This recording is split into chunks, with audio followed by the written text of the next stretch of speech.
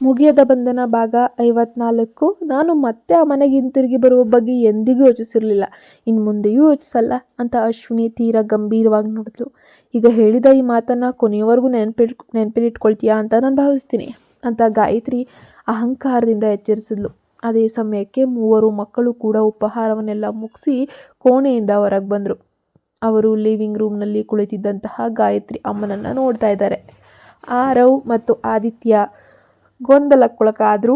ಆ ಹಿರಿಯ ಮಹಿಳೆ ತಮ್ಮ ತಾಯಿ ಅಶ್ವಿನಿಯ ಕಡೆಗೆ ಹೊಂದಿರುವಂತಹ ಕಟುವಾದ ದ್ವೇಷ ಭಾವನೆಯನ್ನು ತಕ್ಷಣವೇ ಗ್ರಹಿಸಿಬಿಟ್ರು. ಆದ್ದರಿಂದ ತಮ್ಮ ತಾಯಿಯನ್ನು ರಕ್ಷಿಸುವ ಉದ್ದೇಶದಿಂದ ಅವರಿಬ್ಬರು ಓಡಿ ಬಂದು ಅಶ್ವಿನಿಯ ಪಕ್ಕದಲ್ಲೇನೆ ನಿಂತ್ಕೊಂಡ್ರು. ಮತ್ತೊಂದೆಡೆ ಪುಟ್ಟು ಅನ್ವಿತಾ ತನ್ನ ಅಜ್ಜಿಯನ್ನು ಗುರುತಿಸಿ ಗಾಯತ್ರಿ ಅಮ್ಮನ ಬಳಿಗೆ ಹೋಗಿ ಅವಳನ್ನು ಪ್ರೀತಿಯಿಂದ ಅಪ್ಕೊಂಡ್ಳು. ಗಾಯತ್ರಿ ಅಮ್ಮ ತನ್ನ ಮುದ್ದಿನ ಮೊಮ್ಮಗಳನ್ನು ನೋಡಿದ ತಕ್ಷಣವೇ ಅವಳ ಮುಖದಲ್ಲಿದ್ದಂತಹ ಕ್ರೋಧ ಸ್ವಲ್ಪ ಮಟ್ಟಿಗೆ ಕರಗಿತ್ತು. ಅನ್ವಿತಾಳನ್ನು ಮುದ್ದಿಸುತ್ತಾ, ಅನ್ವಿತಾ, ನನ್ನ ಒಳ್ಳೆಯ ಮಗು ಅಲ್ವಾ, ಬಾ ನಿನ್ನ ಅಜ್ಜಿಯ ಮನೆಗೆ ಹೊರಡೋಣವೇ ಅಂತ ಕೇಳ್ತಾಳೆ. ಆದರೆ ಅದನ್ನು ಕೇಳಿದ ತಕ್ಷಣವೇ ಪುಟ್ಟ ಅನ್ವಿತಾ ಯಾವುದೇ ಹಿಂಜರಿಕೆ ಇಲ್ಲದೆ ಕಟ್ಟುನಿಟ್ಟಾಗಿ ನಿರಾಕರಿಸುತ್ತಾ ತಲೆ ಆಡಿಸ್ತಾಳೆ. ನಂತರ ಅವಳು ಅಜ್ಜಿಯ ಹಿಡಿತದಿಂದ ಸಡಿಲಗೊಂಡು ತಿರುಗಿ ಅಶ್ವಿನಿಯ ಕಡೆಗೆ ಹೋಗಲು ಸಿದ್ಧಳಾಗ್ತಿದ್ಲು. ಅನ್ವಿತಾ ನನ್ನಿಂದ ದೂರವಾಗಿ ಅಶ್ವಿನಿಯ ಬಳಿಗೆ ಹೋಗಲು ಬಯಸ್ತಿರೋದನ್ನು ಕಂಡ ಗಾಯತ್ರಿ ಅಮ್ಮನಿಗೆ ಸ್ವಲ್ಪ ಸಹಿಸೋಕ್ಕಾಗಲಿಲ್ಲ. ಅದೊಂಥರ ಹಿಂಸೆ. ಅವಳು ತಕ್ಷಣವೇ ಕೈ ಚಾಚಿ ಅನ್ವಿತಾಳ ಸಣ್ಣ ಮಣಿಕಟ್ಟನ್ನು ಬಿಗಿಯಾಗಿ ಹಿಡಿದುಕೊಂಡ್ಳು. ಅನ್ವಿತಾ ಹಿಂಜರಿಯುತ್ತಿದ್ರೂ ಕೂಡ ಅಜ್ಜಿಯ ಆ ಗಟ್ಟಿಯಾದ ಹಿಡಿತದಿಂದ ತನ್ನ ಕೈಯನ್ನು ಬಿಡಿಸಿಕೊಳ್ಳಲು ಆ ಪುಟ್ಟ ಮಗುವಿಗೆ ಸಾಧ್ಯವಾಗಲಿಲ್ಲ. ಕೆಲವೇ ಸೆಕೆಂಡುಗಳಲ್ಲಿ ಮಗುವಿನ ಮುಖವು ಭಯ ಆತಂಕದಿಂದ ಕೆಂಪಾಯಿತು. ಅನ್ವಿತಾ ಗಲಾಟೆ ಮಾಡದೆ ನನ್ನೊಂದಿಗೆ ಮನೆಗೆ ಬಾ. ತಾನು ಕೋಪದಲ್ಲಿ ಮಗುವಿನ ಕೈಯನ್ನು ಎಷ್ಟು ಬಿಗಿಯಾಗಿಸ್ತಿದ್ದೀನಿ ಅನ್ನೋದು ಅವಳು ಗೊತ್ತೇ ಆಗಲಿಲ್ಲ. ಬೆನ್ನ ಮೇಲಿನ ಗಾಯದ ನೋವಿನ ಜೊತೆಗೆ ಈಗ ಅಜ್ಜಿಯ ಬಿಗಿ ಹಿಡಿತದಿಂದ ಅನ್ವಿತಾಗೆ ತೀವ್ರ ನೋವಾಯಿತು. ಆದರೂ ಅವಳು ಅಶ್ವಿನಿಯನ್ನು ಬಿಟ್ಟು ಹೋಗಿ ಬಯಸಲಿಲ್ಲ. ಮಗುವಿನ ತುಟಿಗಳು ನೋವಿನಿಂದ ನಡುಗಿದ್ವು. ಅವಳು ಇದ್ದಕ್ಕಿದ್ದಂತೆಯೇ ಮೌನವಾಗಿ ಕಣ್ಣೀರನ್ನು ಸುರಿಸಲು ಪ್ರಾರಂಭಿಸ್ತಾಳೆ. ತನ್ನ ಮುದ್ದಿನ ಮೊಮ್ಮಗಳು ಕಣ್ಣೀರಿಡುತ್ತಿರುವುದನ್ನು ಕಂಡ ಮೇಲಷ್ಟೇ ಗಾಯತ್ರಿ ಅಮ್ಮನಿಗೆ ತನ್ನ ಅತಿಯಾದ ಕಠಿಣ ನಡವಳಿಕೆ ಬಗ್ಗೆ ಅರಿವಾಯಿತು. ಅವಳು ತಕ್ಷಣವೇ ಮಗುವಿನ ಕೈಯನ್ನು ಬಿಡುಗಡೆ ಮಾಡಿದ್ಲು. ಆದರೆ ಆಘಾತಕ್ಕೊಳಗಾಗಿದ್ದ ಪುಟ್ಟ ಅನ್ವಿತಾ ಮಾತು ಬರದೆ ಅಳುವುದನ್ನು ನಿಲ್ಲಿಸಲೇ ಇಲ್ಲ.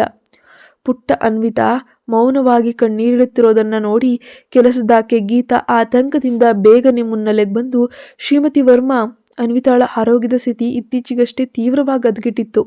ಆ ಕಾವ್ಯ ಅವಳ ಬೆನ್ನಿಗೆ ಕ್ರೂರವಾಗಿ ಹೊಡೆದಿದ್ದಾಳೆ. ಮಗು ಇವತ್ತು ತಾನೇ ಸ್ವಲ್ಪ ಗುಣಮುಖಳಾಗ್ತಿದ್ದಾಳೆ. ಅವಳ ಮನಸ್ಥಿತಿ ಇನ್ನೂ ಸಂಪೂರ್ಣವಾಗಿ ಸ್ಥಿರವಾಗಿಲ್ಲ. ದಯವಿಟ್ಟು ಅವಳನ್ನು ಬೆದರಿಸಿ ಇನ್ನಷ್ಟು ಎದುರಿಸಬೇಡಿ ಅಂತ ವಿನಂತಿಸ್ಕೊಂಡ್ಳು. ಬಹುಶಃ ಅವಳು ಪ್ರತಿಯೊಬ್ಬರನ್ನ ಇವತ್ತೇ ಗುರುತು ಹಿಡಿತಿರೋದು ತನ್ನ ಅಜ್ಜಿ ಅಂತ ಬಹುಶಃ ಅವಳು ಗುರುತು ಹಿಡಿತಿದ್ದಾಳೆ ಅಂದರೆ ಕಾರಣ ಇವರೇ. ನಿನ್ನೆ ರಾತ್ರಿ ನಡೆದ ಘಟನೆಯ ಬಗ್ಗೆ ಯೋಚಿಸಿದಾಗ ಗೀತಾಳಿಗೆ ಅನ್ವಿತಾಳನ್ನ ಅಷ್ಟೊಂದು ದಯೆಯಿಲ್ಲದೆ ಹೊಡೆದವರು ಯಾರು ಅನ್ನೋದನ್ನು ಊಹಿಸೋದು ಕಷ್ಟವಾಗಿರಲಿಲ್ಲ. ಹೇಗಾದರೂ ಮಾಡಿ ಗಾಯತ್ರಿ ಅಮ್ಮನ ಆತುರದ ನಿರ್ಧಾರವನ್ನು ತಡೆಯಬೇಕಾಗಿತ್ತು.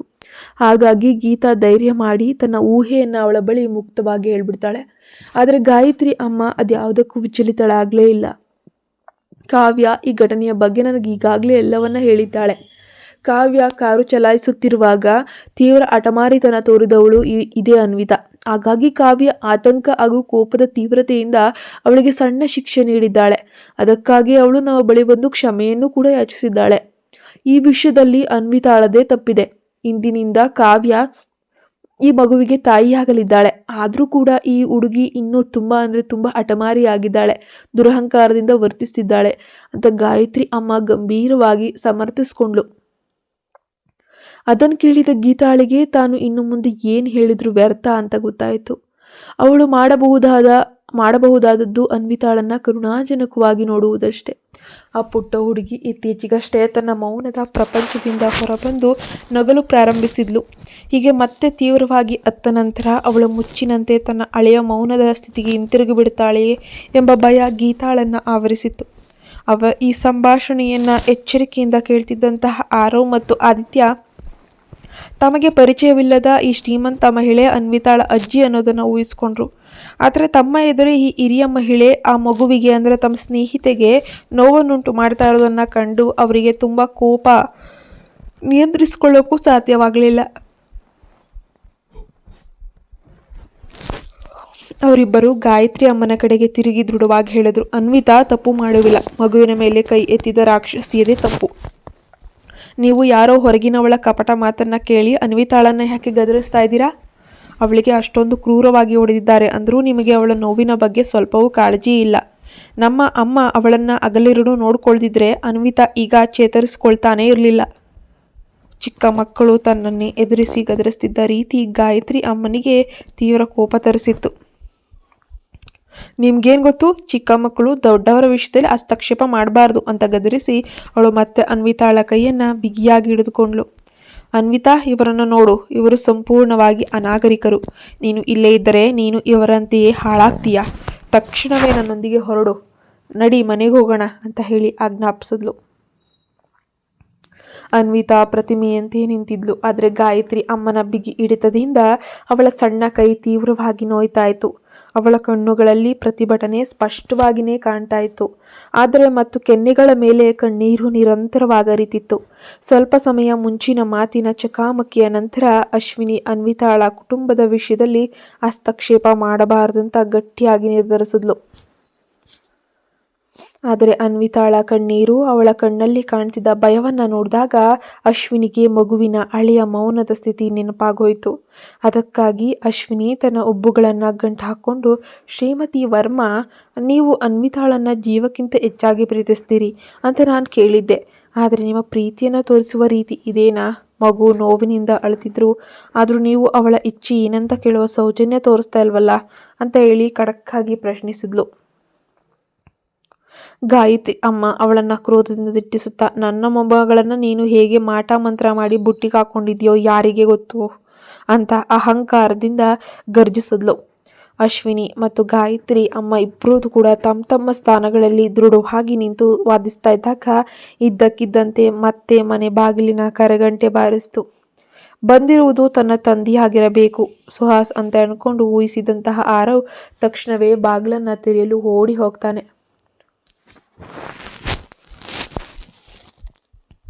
ಬಾಗಿಲು ತೆರೆದಾಗ ಎದುರಿಗೆ ನಿಂತಿದ್ದ ಆರವ್ನನ್ನ ಕಂಡು ಸುಹಾಸ್ ಒಂದು ಕ್ಷಣ ಸ್ತಬ್ಧನಾಗ್ತಾನೆ.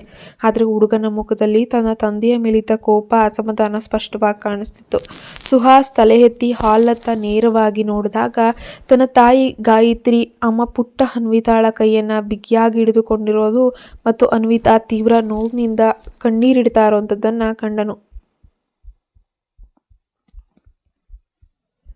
ಅದನ್ನ ಕಂಡ ತಕ್ಷಣವೇ ಸುಹಾಸ್ನ ಉಬ್ಬುಗಳು ಸುಕ್ಕುಗಟ್ಟಿದ್ವು. ಅವನು ತಕ್ಷಣವೇ ವೇಗವಾಗಿ ನಡೆದು ಬಂದು ತಾಯಿಯ ಕೈಯನ್ನ ಬಲವಂತವಾಗಿ ಸಡಿಲಗೊಳಿಸಿ ಬಿಡಿಸಿದನು. ಅಮ್ಮ, ಏನ್ ಮಾಡ್ತಿದ್ಯಾ ಅಂತ ಗಂಭೀರ ಧ್ವನಿಯಲ್ಲಿ ಗದರಿಸ್ತಾನೆ. ಗಾಯತ್ರಿ ಅಮ್ಮನ ಕೋಪ ಮತ್ತಷ್ಟು ಹೆಚ್ಚಾಯಿತು. ನಾನು ಇವತ್ತು ಸ್ವಲ್ಪ ತಡವಾಗಿ ಬಂದಿದ್ರೆ ನನ್ನ ಮುದ್ದಿನ ಮೊಮ್ಮಗಳು ಸಂಪೂರ್ಣವಾಗಿ ಬೇರೆಯವರ ಮಗುವಾಗ್ಬಿಡ್ತಿದ್ಲು ಅಂತ ಹೇಳುತ್ತಾ ತನ್ನ ಮಗ ಸುಹಾಸ್ನನ್ನ ತೀವ್ರ ಅಸಮಾಧಾನದಿಂದ ಕೋಪದಿಂದ ನೋಡ್ತಾ ಇದ್ಲು. ತನಗೆ ತಿಳಿಸದೆ ಹೊರಗಿನವಳಾದ ಈ ಅಶ್ವಿನಿಯ ಬಳಿ ನನ್ನ ಮೊಮ್ಮಗಳನ್ನ ಬಿಟ್ಟಿದ್ದಕ್ಕಾಗಿ ಅವಳಿಗೆ ಮಗನ ಮೇಲೆ ಅತೀವ ಸಿಟ್ಟು ಬಂದಿತ್ತು. ಸುಹಾಸ್ನ ಕಣ್ಣುಗಳು ಅಶ್ವಿನಿಯ ಕಡೆಗೆ ತಿರುಗಿದ್ವು. ಅವಳ ಮುಖದಲ್ಲಿ ತಣ್ಣನೆಯ ಗಂಭೀರ ಭಾವನೆ ಮೂಡಿತ್ತು. ಇಡೀ ಲಿವಿಂಗ್ ರೂಮ್ನಲ್ಲಿ ತೀವ್ರವಾದ ಉದ್ವೇಗ ಅನ್ನೋದು ಆವರಿಸಿತ್ತು. ಕೊನೆಗೆ ಸುಹಾಸ್ ತನ್ನ ತಾಯಿಯ ಕಡೆಗೆ ಹಿಂತಿರುಗಿ ನೋಡಿ, ಅಮ್ಮ ಹೊರಡು, ನಾವಿಬ್ಬರು ಹೊರಗೆ ಹೋಗಿ ಮಾತಾಡೋಣ ಅಂತ ಹೇಳಿ ಅಲ್ಲಿಂದ ಹೊರಗೆ ಹೆಜ್ಜೆ ಹಾಕ್ತಾನೆ. ಗಾಯತ್ರಿ ಅಮ್ಮ ತನ್ನ ಮಗ ಮುನ್ನಡೆಯುವುದನ್ನು ಕೆಲವೊಂದಷ್ಟು ಸೆಕೆಂಡ್ಗಳ ಕಾಲ ಹಿಂಜರಿಕೆ ಇಲ್ಲದೆ ನೋಡುತ್ತಾ ನಂತರ ಅವನನ್ನು ಹಿಂಬಾಲಿಸ್ತಾಳೆ. ಅವರು ಮನೆಯಿಂದ ಹೊರಗೆ ಹೆಜ್ಜೆ ಇಡ್ತಾ ಇದ್ದ ಹಾಗೆ ಗಾಯತ್ರಿ ಅಮ್ಮ ತನ್ನ ಗಂಡ ಪ್ರಕಾಶ್ ಅವರನ್ನು ನೆನಪಿಸಿಕೊಳ್ಳುತ್ತಾ ಸುಹಾಸ್ಗೆ ಕಟ್ಟುನಿಟ್ಟಾಗಿ ಹೇಳಿದ್ಲು. ನಾನು ಈಗಲೇ ಸ್ಪಷ್ಟವಾಗಿ ಹೇಳ್ತಿದ್ದೇನೆ ಸುಹಾಸ್, ನೀವು ನನಗೆ ಏನೇ ಸಮಜಾಯಿಸಿ ನೀಡಿದ್ರೂ ಕೂಡ ಪರವಾಗಿಲ್ಲ. ನಾನು ಅನ್ವಿತಾಳನ್ನ ಈ ಮಹಿಳೆಯ ಬಳಿ ಬಿಡದೆ ನನ್ನೊಂದಿಗೆ ಈಗಲೇ ಈ ಮನೆಗೆ ಕರ್ಕೊಂಡು ಹೋಗ್ತೇನೆ. ತಾಯಿಯ ಮಾತುಗಳನ್ನು ಕೇಳಿದ ಸುಹಾಸ್ ಸುಮ್ಮನೆ ತಲೆಯಾಡಿಸಿ ಒಪ್ಪಿಗೆ ಸೂಚಿಸಿದಂತೆ ಕಂಡನು. ತನ್ನ ಮಗ ತನ್ನ ನಿರ್ಧಾರಕ್ಕೆ ಒಪ್ಕೊಂಡಿದ್ದಾನೆ ಅಂತ ಭಾವಿಸಿದ್ದ ಗಾಯತ್ರಿ ಅಮ್ಮ ಅನ್ವಿತಾಳನ್ನ ತಕ್ಷಣವೇ ತನ್ನೊಂದಿಗೆ ಕರೆದುಕೊಂಡು ಹೋಗಲು ಸಿದ್ಧಳಾಗಿ ಮತ್ತೆ ಮನೆ ಕಡೆಗೆ ಹಿಂತಿರುಗಲು ಅನುವಾದ್ಲು. ಆದರೆ ಸುಹಾಸ್ನ ಗಂಭೀರ ಧ್ವನಿ ಇದ್ದಕ್ಕಿದ್ದಂತೆ ಅವಳನ್ನು ತಡೆಯಿತು. ಅಮ್ಮ, ಕಳೆದ 2 ದಿನಗಳಿಂದ ಅನ್ವಿತಾಳ ಸ್ಥಿತಿ ಹೇಗಿತ್ತು ಎಂಬುದು ನಿನಗೆ ಒಂದು ಸ್ವಲ್ಪವೂ ಕೂಡ ಗೊತ್ತಿಲ್ಲ. ಅವನ ಮಾತುಗಳು ಗಾಯತ್ರಿ ಅಮ್ಮನನ್ನ ತಟ್ಟನೆ ನಿಲ್ಲಿಸಿದ್ವು. ಕಳೆದ 2 ದಿನಗಳಿಂದ ಕೆಲಸದಾಕೆ ಗೀತಾಳ ಬಳಿ ಅನ್ವಿತಾಳ ಆಂಟಿಸಮ್ ತೀವ್ರತೆಯ ಬಗ್ಗೆ ಕೇಳ್ತಾ ಇದ್ರು ಕೂಡ ಆ ಸ್ಥಿತಿ ಎಷ್ಟು ಗಂಭೀರ ಅಂತ ತಲುಪಿತ್ತು ಎಂಬುದು ಅವಳಿಗೆ ನಿಜಕ್ಕೂ ಕೂಡ ಸತ್ಯವಾಗೂ ತಿಳಿದಿರಲಿಲ್ಲ. ಈ ಬಾರಿ ಅನ್ವಿತಾಳ ಆರೋಗ್ಯದ ಸ್ಥಿತಿ ಮೊದಲಿಗಿಂತಲೂ ತೀವ್ರವಾಗಿ ಹದಗೆಟ್ಟಿ ಹೋಗಿತ್ತು. ಪ್ರಸಿದ್ಧ ಡಾಕ್ಟರ್ ಜೇಮ್ಸ್ ಅವರಿಗೂ ಅವಳಿಗೆ ಏನು ಚಿಕಿತ್ಸೆ ನೀಡಬೇಕೆಂದು ತೋಚದೆ ಕೈ ಚೆಲ್ಲಿ ಬಿಟ್ಟಿದ್ರು. ಅನ್ವಿತಾ ಸಂಪೂರ್ಣವಾಗಿ ಅಶ್ವಿನಿಯ ಜೊತೆ ಇದ್ದಾಗ ಮಾತ್ರ ಒಬ್ಬ ಸಾಮಾನ್ಯ ಮಗುವಿನಂತೆ ವರ್ತಿಸ್ತಾಳೆ. ಅಷ್ಟೇ ಅಲ್ಲ, ಕಳೆದ ಬಾರಿಯೂ ಅಶ್ವಿನಿಯ ಆರೈಕೆಯಿಂದಲೇ ಅನ್ವಿತಾ ಮೊದಲ ಬಾರಿಗೆ ಮಾತಾಡೋಕೆ ಶುರು ಮಾಡಿದ್ದು. ಇಂದಿನ ಸ್ಥಿತಿಗೆ ಹೋಲಿಸಿದರೆ ಅನ್ವಿತಾಳಲ್ಲಿ ಎಷ್ಟೋ ದೊಡ್ಡ ಮಟ್ಟದ ಸುಧಾರಣೆ ಆಗಿದೆ ಅಮ್ಮ ಎಂಬುದು ನಿನಗೆ ಗೊತ್ತಿದೆಯಾ ಅಂತ ಸುಹಾಸ್ ಆಳವಾದ ಗಂಭೀರ ಧ್ವನಿಯಲ್ಲೇ ಕೇಳ್ತಾನೆ. ಏನು, ಅನ್ವಿತಾ ಮಾತಾಡಿದ್ಲಾ? ಗಾಯತ್ರಿ ಅಮ್ಮನಿಗೆ ಆಘಾತವಾಗಿ ಹೋಯಿತು. ಅವಳು ಕ್ಷಣಕಾಲ ಸ್ತಬ್ಧಳಾಗಿ ನಿಂತು ಬಿಟ್ಲು. ಅನ್ವಿತಾ ತನ್ನ ಇಡೀ ಜೀವನದುದ್ದಕ್ಕೂ ಮೌನವಾಗಿ ಇರ್ತಾಳೆ ಅಂತ ಗಾಯತ್ರಿ ಅಮ್ಮ ಮಾನಸಿಕವಾಗಿ ಆಲ್ರೆಡಿ ಅವ್ರ ತಲೆಯಲ್ಲಿ ಸಿದ್ಧರಾಗ್ಬಿಟ್ಟಿದ್ರು. ಹಾಗಿರುವಾಗ ತಾನು ದ್ವೇಷಿಸುವ ಅಶ್ವಿನಿ ತನ್ನ ಮೊಮ್ಮಗಳನ್ನು ಮಾತನಾಡಿಸುವಂತೆ ಮಾಡಿದ್ಲೆ ಎಂಬುದನ್ನು ಗಾಯತ್ರಿ ಅಮ್ಮನಿಗೆ ನಂಬಲು ಸಾಧ್ಯವೇ ಆಗಲಿಲ್ಲ.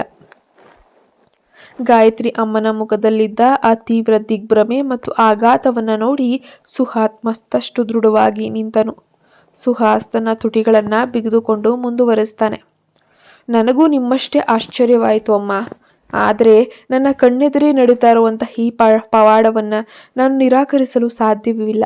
ವಾಸ್ತವವಾಗಿ ಅಶ್ವಿನಿಯೇ ತನ್ನ ತಾಯಿ ಎಂಬಂತಹ ಸತ್ಯ ಪುಟ್ಟ ಅನ್ವಿತಾಗೆ ತಿಳಿದಿಲ್ಲದಿದ್ರೂ ಅವಳು ಅಶ್ವಿನಿಯನ್ನು ಬಿಟ್ಟು ಇರಲು ಒಪ್ತಾ ಇಲ್ಲ. ನೀವು ಈ ಸತ್ಯವನ್ನು ಒಪ್ಪಿಕೊಳ್ಳಲು ನಿರಾಕರಿಸಿದರೂ ಸಹ ಇದೇ ಸತ್ಯ. ಅವರ ನಡುವೆ ಇರುವಂತಹ ಒಂದು ನೈಸರ್ಗಿಕ ತಾಯ್ತನದ ಬಂಧ, ಆ ಕರುಳಿನ ಸಂಬಂಧ ನಾಶ ಮಾಡಲು ನಮ್ಮಿಂದ ಯಾರಿಂದಲೂ ಖಂಡಿತ ಸಾಧ್ಯವಿಲ್ಲ ಅಮ್ಮ.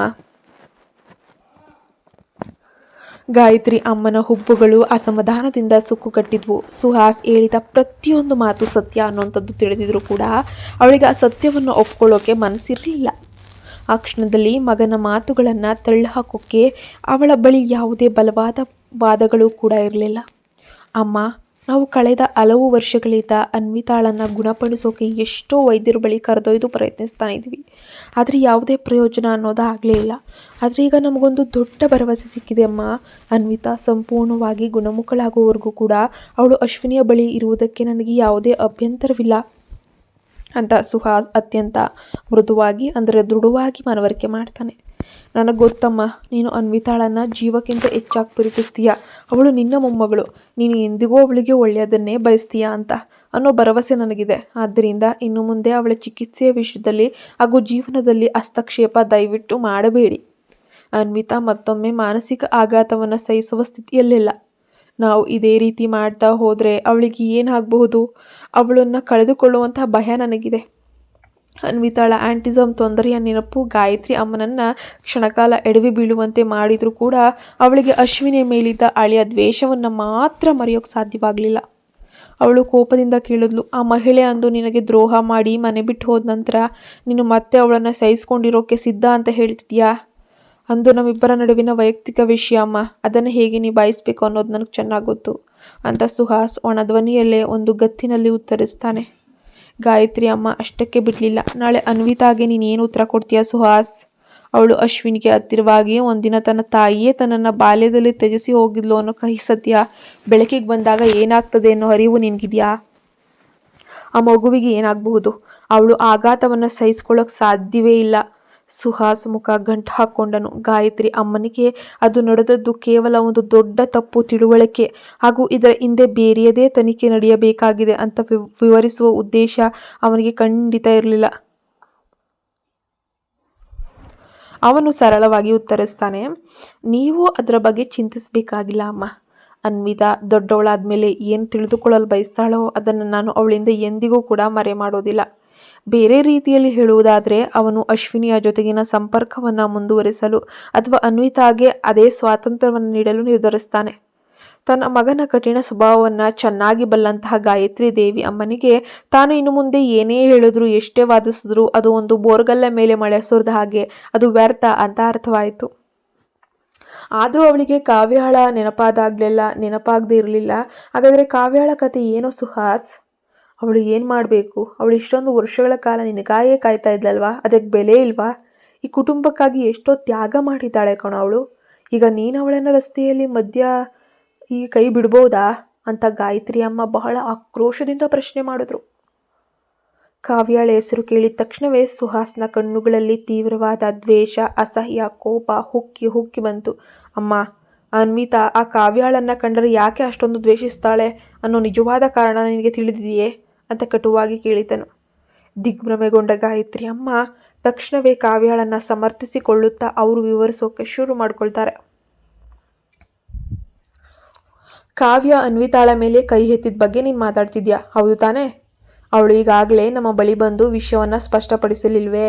ಅವಳು ಬೇಕಂತ ಏನು ಮಾಡಿದ್ದಲ್ಲ ಸುಹಾಸ್. ಕಾರು ಚಲಾಯಿಸುವಾಗ ಅನ್ವಿತಾಳ ಸುರಕ್ಷತೆಯ ಬಗ್ಗೆ ಚಿಂತಾತೀತಳಾಗಿ ಬೇರೆ ದಾರಿ ಇಲ್ಲದ ಹಾಗೆ ಮಾಡಿದ್ದಾಳೆ ಅಷ್ಟೇ. ತನ್ನ ಕೃತ್ಯಕ್ಕಾಗಿ ಅವಳು ಕಣ್ಣೀರಿಟ್ಟು ಕ್ಷಮೆಯನ್ನು ಕೂಡ ಕೇಳ್ತಿದ್ದಾಳೆ. ಗಾಯತ್ರಿ ಅಮ್ಮ ಸಂಭಾಷಣೆಯನ್ನು ಸುಹಾಸ್ನ ಕಡೆಗೆ ತಿರುಗಿಸುತ್ತಾ ಅವಳು ನಮ್ಮೆಲ್ಲರ ಬಳಿಯೂ ಕ್ಷಮೆಯಾಚಿಸಿದ್ದಾಳೆ. ಆದರೆ ನೀನು ಇತ್ತೀಚೆಗೆ ಅವಳೊಂದಿಗೆ ತೀರಾ ಕ್ರೂರವಾಗಿ, ನಿಷ್ಕೃಷ್ಟವಾಗಿ, ಪ್ರಾಣಿಯಂತೆ ವರ್ತಿಸ್ತಿದೀಯ ಅಂತ ಮಗನನ್ನೇ ದೂಷಿಸೋಕೆ ಶುರು ಮಾಡಿಕೊಂಡ್ಳು. ಗಾಯತ್ರಿ ಅಮ್ಮನ ಉದ್ದೇಶಗಳು ತೀರಾ ಸ್ಪಷ್ಟವಾಗಿದ್ದವು. ಸುಹಾಸ್ ಹೆಂಗಾದರೂ ಕೂಡ ಕಾವ್ಯಾಳನ್ನೇ ಮದುವೆ ಆಗ್ಬಿಡ್ಬೇಕು ಅನ್ನೋದು ಅವಳಿಗೆ ಇಂದಿಗೂ ಬಲವಾಗಿ ನಂಬಿದ್ಲು. ಕಳೆದ 6 ವರ್ಷಗಳಿಂದಲೂ ಕೂಡ ಅವಳು ಈ ವಿಷಯವನ್ನು ಪದೇ ಪದೇ ಎತ್ತಿ ಅವನನ್ನು ಕೆಣಕ್ತಾನೆ ಇದ್ಲು. ಸುಹಾಸ್ ಕಿರಿಕಿರಿಯಿಂದ ಹುಬ್ಬು ಮೇಲಕ್ಕೆತ್ತಿ, ನಾನು ಏನು ಮಾಡ್ತಿದ್ದೇನೆ ಎಂಬ ಸಂಪೂರ್ಣ ಅರಿವು ನನಗಿದೆ ಅಮ್ಮ. ನೀನು ಇದರಲ್ಲಿ ದಯವಿಟ್ಟು ಹಸ್ತಕ್ಷೇಪ ಮಾಡುವ ಅಗತ್ಯವಿಲ್ಲ. ನಾನು ಚಿಕ್ಕ ಮಗು ಅಲ್ಲ ಎಂದು ಕಟುವಾಗಿ ಹೇಳ್ತಾನೆ. ಗಾಯತ್ರಿ ಅಮ್ಮನ ಕೋಪ ನೆತ್ತಿಗೇರಿತು. ನೀನು ಏನು ಮಾತಾಡ್ತಿದ್ದೀಯ ಗೊತ್ತಾ ಸುಹಾಸ್? ನೀನು ನಿಜವಾಗಿಯೂ ಕಾವ್ಯಾಳೊಂದಿಗೆ ನಿಶ್ಚಿತಾರ್ಥವನ್ನು ಮುರಿಯೋಕೆ ಹೊರಟಿದೆಯಾ ತಾನೇ? ಸುಹಾಸ್ ಉತ್ತರಿಸುವ ಮೊದಲೇ ಗಾಯತ್ರಿ ಅಮ್ಮನ ಮುಖಭಾವ ಇದ್ದಕ್ಕಿದ್ದಂತೆ ಬದಲಾಗಿ ಹೋಯಿತು. ಅವಳ ಧ್ವನಿ ತೀರಾ ದೃಢವಾಯಿತು. ಏನೇ ಆಗಲಿ, ಕಾವ್ಯಾಳ ಕುಟುಂಬದೊಂದಿಗಿನ ಆ ನಿಶ್ಚಿತಾರ್ಥಕ್ಕೆ ಅಂದು ನೀನೇ ಒಪ್ಪಿಕೊಂಡಿದ್ದೆ ತಾನೆ? ಅವಳನ್ನು ಪ್ರಾಣಕ್ಕಿಂತ ಹೆಚ್ಚಾಗಿ ಪ್ರೀತಿಸ್ತಾ ಇದ್ದೋ ನೀನು. ಅವಳಿಗೆ ಪ್ರೀತಿಯ ನಾಟಕವಾಡಿ ಈಗ ಮಣ್ಣೆರ್ಚುವಂಥ ಕೆಲಸ ಮಾಡ್ತಿದ್ಯಾ? ಇಷ್ಟು ವರ್ಷಗಳಿಂದ ಅವಳ ಜೀವನವನ್ನೇ ಬಿಟ್ಟು ನಿನಗೋಸ್ಕರ ಕಾಯ್ತಾ ಇರೋ ಆ ಹುಡುಗಿಯನ್ನು ನೀನು ಹೀಗೆ ನಡು ರಸ್ತೆಯಲ್ಲಿ ನಿರಾಶೆಗೊಳಿಸೋಕೆ ಸಾಧ್ಯವೇ ಇಲ್ಲ. ನೀನು ಕೊಟ್ಟ ಭರವಸೆಯನ್ನು ಮುರಿಯಲು ನಾನು ಎಂದಿಗೂ ಬಿಡೋದಿಲ್ಲ ಕಣೋ. ಆದ್ದರಿಂದ ಇನ್ನು ಮುಂದೆ ನನ್ನ ಎದುರು ಈ ವಿಷಯದ ಬಗ್ಗೆ ಮಾತಾಡಲೇಬೇಡ. ನಂತರ ಗಾಯತ್ರಿ ಅಮ್ಮ ತನ್ನ ಮಗನನ್ನು ಮತ್ತೊಮ್ಮೆ ಕ್ರೋಧದಿಂದ ದಿಟ್ಟಿಸಿ ನೋಡಿ ಅಶ್ವಿನಿಯ ಮನೆಯ ಮುಖ್ಯ ಬಾಗಿಲನ್ನು ಕಟುವಾಗಿ ನೋಡಿದ್ಲು. ತೋಟದ ಬಾಗಿಲಿನಿಂದಲೇ ತನ್ನ ಕೋಪದ ನೋಟದಿಂದ ಅಶ್ವಿನಿಯನ್ನ ಚುಚ್ಚುತ್ತಿರುವಂತೆ ನೋಡಿದಂತಹ ಆ ಹಿರಿಯ ಮಹಿಳೆ ಕೊನೆಗೆ ಅಲ್ಲಿಂದ ಅಸಮಾಧಾನದಿಂದ, ಕೋಪದಿಂದ ಚೀರಿ ಹೊರಟೇ ಹೋಗ್ತಾಳೆ. ತನ್ನ ತಾಯಿಯ ನೆರಳು ಸಂಪೂರ್ಣವಾಗಿ ಮಾಯವಾಗುವುದನ್ನು ನೋಡಿದ ನಂತರ ಸುಹಾಸ್ ತನ್ನ ಮನಸ್ಸಿನ ಆತಂಕ ಹಾಗೂ ಭಾವನೆಗಳನ್ನು ಹದ್ದುಬಸ್ನಲ್ಲಿಟ್ಕೊಂಡು ಮತ್ತೆ ಮನೆಗೆ ಹಿಂತಿರುಗ್ತಾನೆ. ಲಿವಿಂಗ್ ರೂಮ್ನಲ್ಲಿ ಅಶ್ವಿನಿಯ ಅಪ್ಪುಗೆಯಲ್ಲಿ ಅಳುತ್ತಿದ್ದ ಪುಟ್ಟು ಅನ್ವಿತಾ ಈಗ ಸ್ವಲ್ಪ ಶಾಂತಳಾಗಿದ್ಲು. ಸುಹಾಸ್ ಒಳಗೆ ಬರುವುದನ್ನು ನೋಡಿದ ತಕ್ಷಣವೇ ಅವಳು ಅಶ್ವಿನಿಯ ಅಪ್ಪುಗೆಯಿಂದ ಜಾರಿ ಹೋಗಿ ಅವನ ಕಾಲುಗಳನ್ನು ಗಟ್ಟಿಯಾಗಿ ತಪ್ಪಿಕೊಂಡ್ಳು. ಸುಹಾಸ್ ಮಗಳನ್ನು ಕೆಳಗೆ ನೋಡಿ ಎತ್ಕೊಂಡಾಗ ಅವಳ ಕಣ್ಣುಗಳು ಮತ್ತು ಮೂಗು ಹತ್ತಿದ್ರಿಂದ ಕೆಂಪಾಗಿರುವುದನ್ನು ಕಂಡನು. ಮಗಳ ತಲೆಯನ್ನು ಪ್ರೀತಿಯಿಂದ ಸಮಾಧಾನ ಪಡಿಸುತ್ತಾ ತಟ್ಟಿದ ನಂತರ ಸುಹಾಸ್ ಅಶ್ವಿನಿಯ ಕಡೆಗೆ ತನ್ನ ದೃಷ್ಟಿಯನ್ನು ತಿರುಗಿಸ್ತಾನೆ. ತನ್ನ ತಾಯಿಯಿಂದ ನಿನಗೆ ಇಷ್ಟೊಂದು ತೊಂದರೆಯಾಗಿದ್ದಕ್ಕೆ ದಯವಿಟ್ಟು ಕ್ಷಮಿಸಿ ಅಶ್ವಿನಿ. ಅವಳು ಇಷ್ಟು ಹಠಾತ್ತನೆ ಇಲ್ಲಿ ಹುಡ್ಕೊಂಡು ಬರ್ತಾಳೆ ಅಂತ ನಾನು ನಿಜವಾಗಿಯೂ ನಿರೀಕ್ಷೆನೇ ಮಾಡಿರಲಿಲ್ಲ ಅಂತ ಸಂಕೋಚದಿಂದ ಹೇಳ್ತಾನೆ. ಅಶ್ವಿನಿ ತನ್ನ ಭಾವನೆಗಳನ್ನೆಲ್ಲ ಹತ್ತಿಕೊಳ್ಳುತ್ತಾ ಸಂಯಮದಿಂದ ಶಾಂತವಾಗಿಯೇ ತಲೆ ಆಡಿಸ್ತಾಳೆ.